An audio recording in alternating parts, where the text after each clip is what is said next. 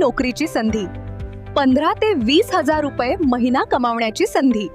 त्वरित संपर्क साधा. मौसम नदीत रक्त, अधिकारी निलंबित. मात्र पुन्हा होणार रुजू, शहरात चर्चा.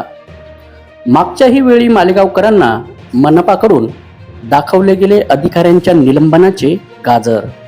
मात्र अधिकारी पुन्हा होतात कामावर रुजू.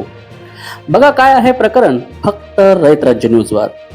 मालेगाव अवैध कत्तलखाने हा मालेगाव शहराचा गंभीर प्रश्न बनला आहे. शहरातील बकरी ईदच्या पार्श्वभूमीवर अवैध कत्तल रोखण्याचे मोठे आव्हान प्रशासनाला होते. यासाठी शहरभर पोलिसांनी ड्रोन सोडले होते. या कडेकोट बंदोबस्तानंतरही समस्या सुटली नाही.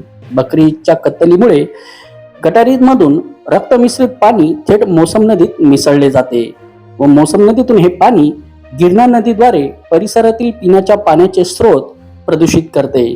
त्यामुळे नागरिकांमध्ये त्याच्या तीव्र प्रतिक्रिया उमटल्या. गेल्या आठवड्यात या विरोधात सामाजिक कार्यकर्ते रामदास बोरसे यांनी उपोषण केले होते. मात्र पुन्हा मौसम नदी लाल झाल्याने नागरिक संतापले.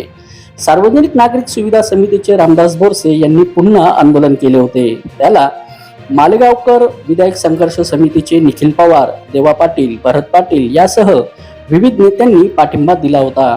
तेव्हा मनपा प्रशासनाने कठोर भूमिका घेत चौकशीचे आदेश दिले.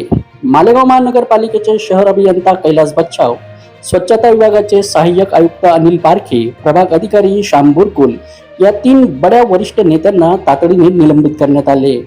या बड्या 3 अधिकाऱ्यांना निलंबित केले खरे, मात्र मालेगाव महानगरपालिकेचा मागचा इतिहास बघता याआधीही मनपाचे काही अधिकारी निलंबित झाले होते.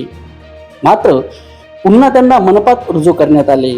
तेव्हा सदर याही प्रकरणात मालेगावकरांना अधिकारी निलंबित केल्याचे गाजर दाखवतील आणि अधिकाऱ्यांकडून माफीनामा घेत इतर काही मार्ग काढत पुन्हा त्यांना कामावर रुजू करणार अशी चर्चा आता शहरात रंगू लागली आहे.